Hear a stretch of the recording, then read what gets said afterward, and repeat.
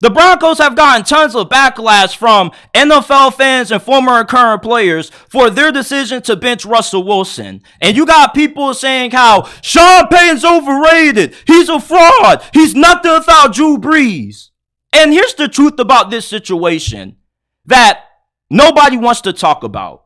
You see, the biggest defense that people have of Russell Wilson is that, oh, well, he has better stats than Lamar Jackson and Patrick Mahomes. If you were building a team right now and you have to pick between Russell Wilson, Lamar Jackson, and Patrick Mahomes, we already know who's going to be the odd man out in that conversation. Before Sean Payton arrived in Denver, Russ was coming off the worst season of his NFL career under Nathaniel Hackett.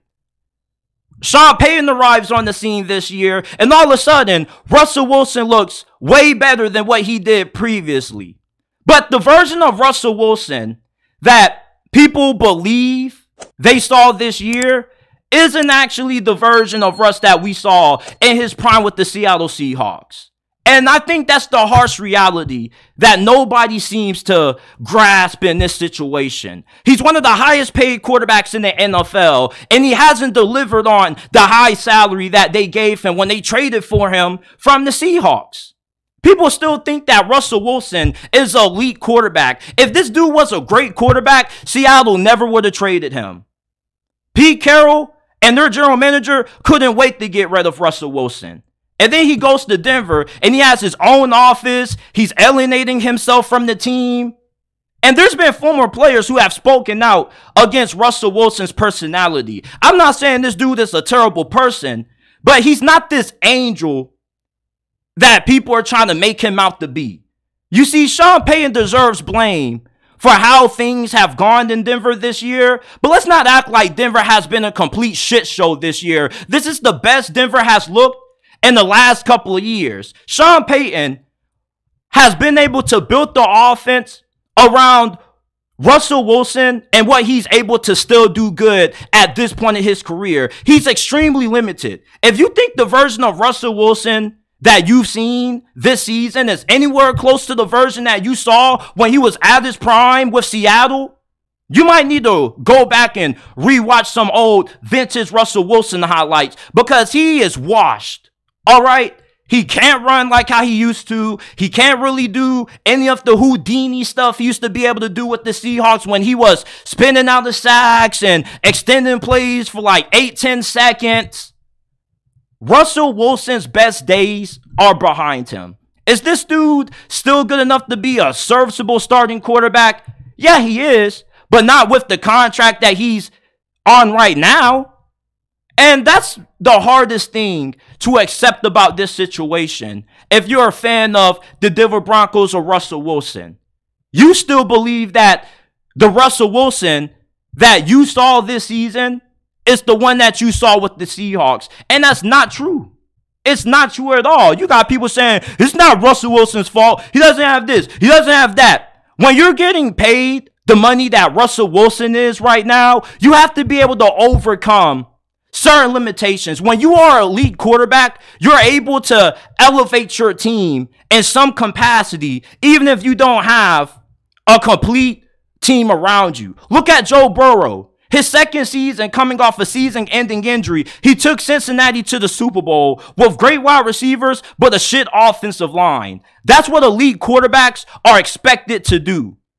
And Russell Wilson hasn't lived up to the level of expectations that comes with the contract that Denver signed him to when they traded for him.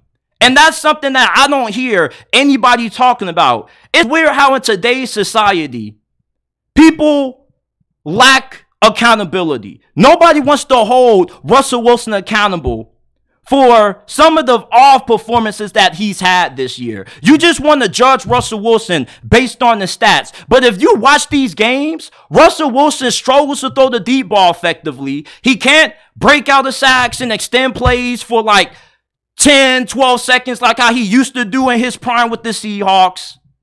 You know, he isn't great in the 2-minute drill anymore, like I used to be in his glory days. This is an older version of Russell Wilson that is watered down and washed up. Sean Payton has won with countless quarterbacks not named Drew Brees. He was 5-1 his final season in New Orleans with Jameis Winston at one point before he went down for season-ending injury. And he still found the way to have a winning record despite starting several different quarterbacks, Ian Book, Trevor Siemian, and Taysom Hill. Hell, he went 5-0 with Teddy Bridgewater when Drew Brees got injured, in 2017, 2018? And Sean Payton overall has a winning record without Russell Wilson. If it wasn't for Sean Payton, Russell Wilson wouldn't have the stats that he's had this year. You see, this is the truth that people are having a hard time trying to digest. If Russell Wilson was still a great quarterback, he would be starting. And he would be looking like the $1 million quarterback that they gave that big-time extension to when they first got him from Seattle. There's a reason why the Seahawks kicked this dude to the curb. The first year they traded him, they're winning games and they make it to the playoffs with Geno Smith. Isn't that crazy? But Russell Wilson was always saying how he didn't have enough. But yet they could win games with Geno Smith. That isn't a concern to you? It isn't a concern that Russell Wilson has been so limited to the point that the Broncos pretty much run a red zone offense no matter where they're at on any part of the field? And everybody wants to blame Sean Payton like this dude isn't a future Hall of Fame coach, a former Super Bowl champion, one of the best offensive minds in the history of the game. You see, the Broncos made an all-time big mistake when they gave Russell Wilson that hefty contract. And they had to hire an all-time great head coach to fix it. But nobody wants to talk about Russell Wilson's performances, though. Everybody wants to go off the stats. Fuck the stats. The stats show you that Russ is better than Lamar and Patrick Mahomes. And we both know that shit isn't true. Russell Wilson isn't the same anymore. Was the decision to bench him a little bit cutthroat? Yes, it was. You know, you should try to win and start the best players, but at the same time, it's a business as well. And people always have a hard time swallowing the consequences that comes with underperforming in the business world. When you don't perform at the level that your boss expects you to at your job, what happens? You get fired and you get replaced, and they find somebody else better who can get the job done.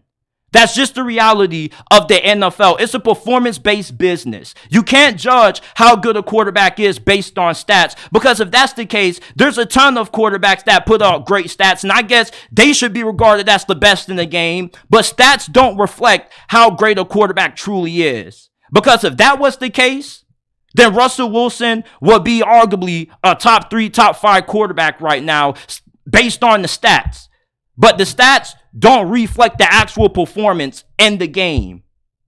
So let me know what you guys think about Russell Wilson and this whole incident with him getting benched by the Denver Broncos. Do you think Sean Payton's overrated? Let me know down in the comment section down below. Like the video, subscribe to the channel for more content.